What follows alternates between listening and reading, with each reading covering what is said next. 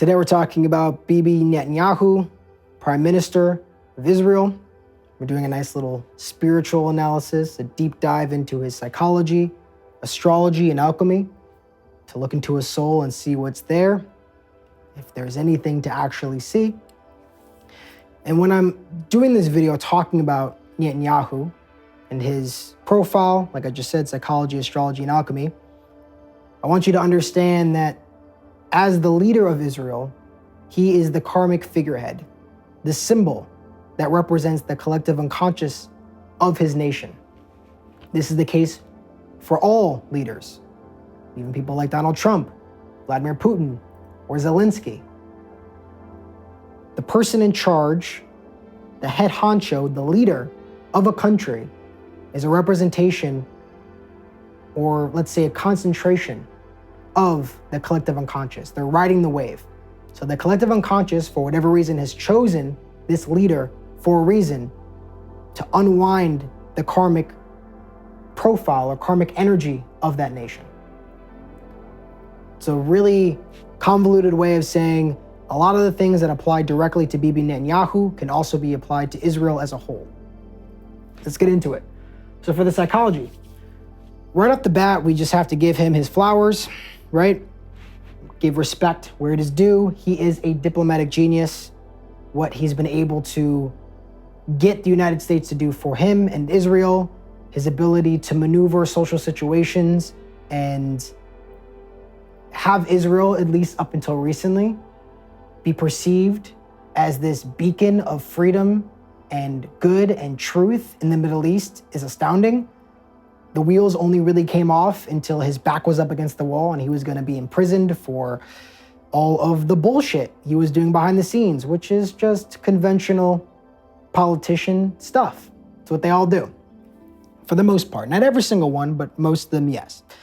So until he was about to be charged for his crimes, Israel was on top. It was seen and supported by pretty much everybody, especially around the time of October 7th. That's no easy feat with all the stuff that Israel has been doing for the last 80 years, decades upon decades of atrocities they've committed that are only coming to light now because it's so egregious, it's so conspicuous and in your face that nobody can ignore it. So we got to give the man his flowers, his due, the ability to shape, manipulate public perception, to influence other countries, to support them, giving little in return, is astounding. Ruthless and devious. Do I say this because my mother is Lebanese Palestinian? Yes. Do I say this because Israel is committing a genocide in Gaza? Yes. And do I say this because as he's starting wars in Iran or conflicts around the world, he flees to Greece? Of course.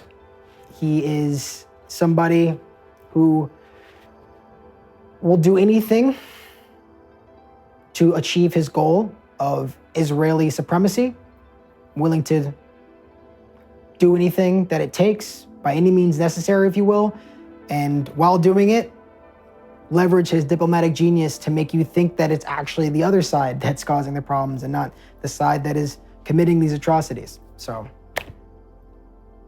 respect. Polished and persuasive. The ability, again, it kind of goes into with the diplomatic genius, but his way he's able to articulate his thoughts, the way that he's able to craft narratives and stories to support his position, the way Israel as a whole is able to do it with their diplomats and their people and their spokespersons. Incredible. Again, it's polished, it's clean, they have the narrative down. It is a gift, it is a talent. The way that he perceives the world, it's all about manipulation and persuasion. How can I manipulate the perception? How can I change reality based off of the way people perceive it? And he's very, very good at it. And this is why he was chosen by Israel as their figurehead. Let's get into the astrology, the good part, the meat. That was just the appetizer. Now time for the main course, my friends. So as you can see, there's stuff going on in the chart. Blah, blah, blah, astrology. But the most interesting point of the chart is this here. So we don't know what time he was born. So we can't get into that.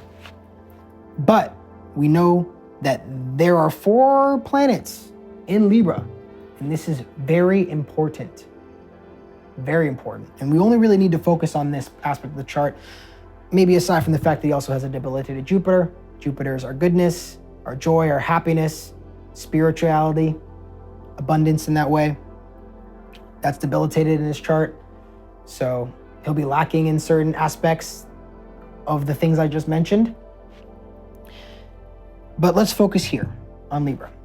So first off, we notice right away the sun is debilitated in Libra, which means that his identity is very socially focused. Since the sun is exalted in Aries, which is more about the self, consistency, identity, he has a very fluctuating self-perception identity. His soul finds consistency in social interactions, which means there's not a lot of consistency at all because his identity is dependent on external sources. Essentially, his social identity is his real identity. The persona he puts on for other people is his identity. And so he's shifting, constantly shifting to meet the social situation. That's why he's so persuasive and he's a diplomatic genius. Libra is all about diplomacy, harmony, and social interactions, equal exchange. But he also has the moon and Mercury here with the south node Ketu. Now, whenever you have a malefic in Ketu and another planet, there's a shaming happening. It's a shame yoga. It's a Lajitadiya Vashta. It's very, very important.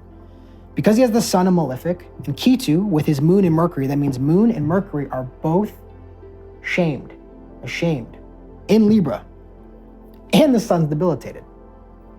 So what does this mean?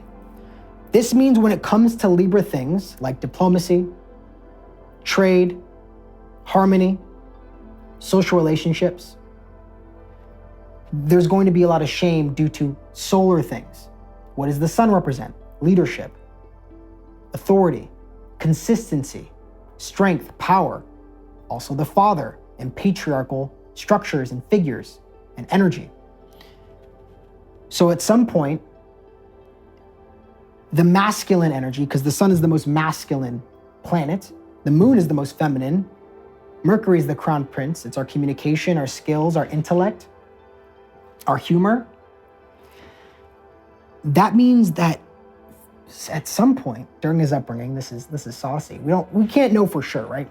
But based off of the astrology, it appears that father figures, patriarchal figures, had very high expectations. Because when you have a Ketu shaming, when Ketu and Sun are doing the shaming, that means there's high expectations. You want Ketu is perfection, the south node. We want perfection wherever it is because we've had a lot of karmic energy and experience in wherever that area of the chart you have your south node there. So he's had a lot of experience with Libra things, with all the things I've listed before in past incarnations. He's well versed. He's very comfortable using his sun, using his moon, using his Mercury. But because they're all together in the same house, that means there's a shaming happening. That means he's using his diplomacy, using his power, his leadership in shameful ways, using his intellect and his emotions. His emotions are being shamed. What this means, and Ketu is very self-aware. This area, North Node, Rahu, you're very lacking in awareness because it's foggy. But Ketu, since there's so much energy there, there's so much experience over past lives, it's like our karmic comfort zone. That's what you think of the South Node. That means that he knows what he's doing. And he's repressing his shame somehow. I don't know how he's doing it. Could be through substances, certain negative experiences, perhaps certain islands owned by a guy named Epstein who apparently took his own life at some point. Who knows? Who knows? Who knows? But he's doing shameful acts through his leadership, his power, his diplomacy. Like we just said, diplomatic genius, polished, persuasive. These are all Libra qualities, these things right here. He has a lot of experience here, but he's using it in shameful ways. But he feels that. So my guess is that when he was younger, he had a lot of pressure placed on him by his father.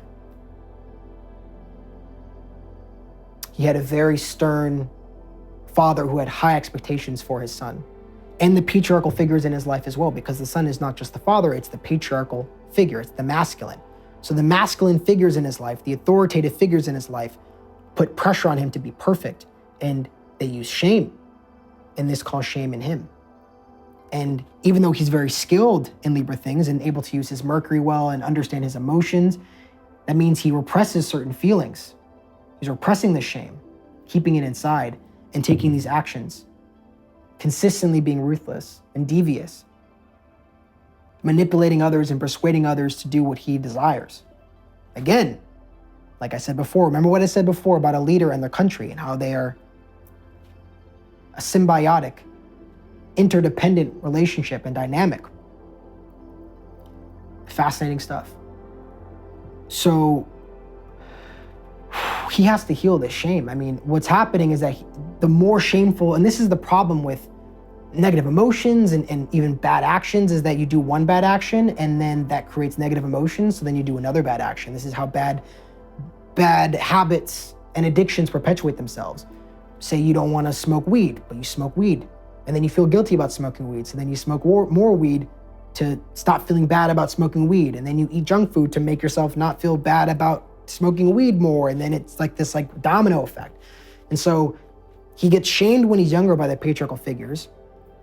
And his mom probably experiences too, because the moon is the mom. So the matriarchal aspect is also getting shamed. His feminine energy, his feminine side has been shamed and been repressed by the sun. And another thing is, when you have sun in Libra, when you have a weak sun, especially debilitated, your life is not your own, meaning that you're not walking your own individualized path. You're walking a path that is determined by other people. So he's been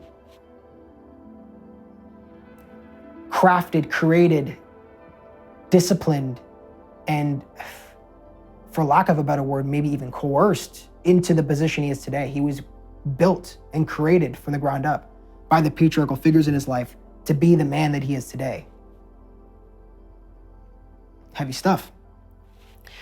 So in this incarnation, I mean, he's pretty far gone, I'm not gonna lie. But he's meant to pave his own path and move into Aries, which is the opposite of Libra. So having your own self-identity, being strong and following his inspirations and being his true self consistently, not worrying about his social status, his social interactions, not the validation he gets from others, which is Libra, not caring about the validation he gets from others, but standing in his Aries energy.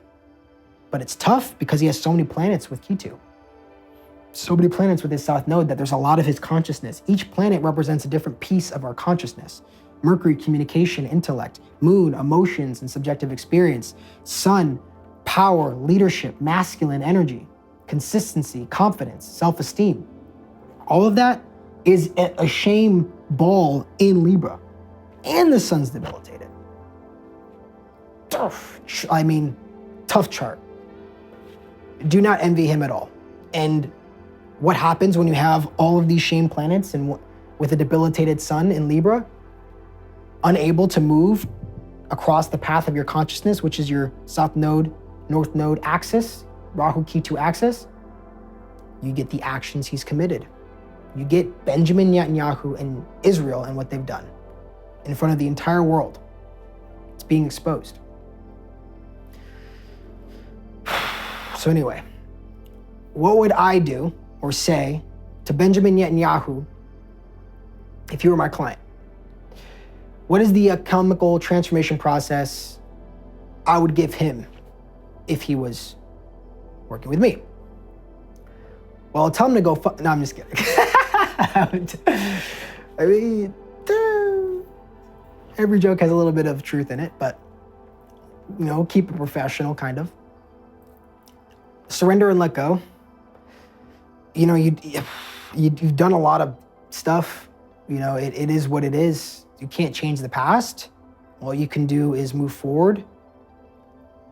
When I mean surrender too, I also mean like stepping down and facing his karmic punishment that's going to come, whether in this lifetime or the next. You might as well get it started now, but he might want to finish off a hell of a run in this incarnation. So all power to him. Do what he needs to do, running away to Greece or wherever he needs to go, constantly starting conflicts to avoid facing the Reaper. It's going to happen eventually, you know. Karma is always being doled out. The balancing scales of the universe are never wrong and they never miss. But yeah, surrender, let go, give yourself up, face the consequences of your actions in this incarnation to get it started. Heal the shame and wounded masculine. So while he's in jail, incarcerated, you have a lot of time to do a lot of inner work. I would give him one of my guided meditations for my transformation guide, which you can get down below. Subpersonality meditation. There's a part of him, maybe his inner child, maybe his inner adolescent. There's a part of him that's holding a lot of that shame. It's holding all this shame that's here in Libra with all those planets. And he needs to heal that wounded masculine. He needs to learn who he is. He needs to solidify his identity that's separate from his parents, his upbringing, his social credit score, or the validation and approval he gets from others. He needs to be by himself in solitude and look inside of himself to see who is Benjamin Netanyahu really at the core. Who are you really? Who knows? I don't. I can assure you he doesn't. But that's for him to find out because that's his journey, like it is all of our journeys, to discover who we are and remember that we are spiritual beings experiencing a human experience.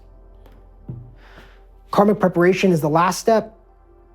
That would just be, maybe doing some yoga, Kriya yoga, Kundalini yoga, penance, prayer, asking for forgiveness, making amends the best you can, taking accountability, essentially laying a strong groundwork for the absolute shellacking he's gonna get in the next lifetimes, because he's gonna have to pay off all of the insurmountable karma that he has created in this incarnation. It is not enviable at all. I do not feel bad for him, but I also am so glad I'm not him. There is not an ounce of envy in my body, and nobody should be envious of Benjamin Netanyahu for the price he will have to pay. Some people might think he's getting away with it. He's not. You can run, but you can't hide. So that's all I gotta say. Thank you for your time. Thank you. Twice.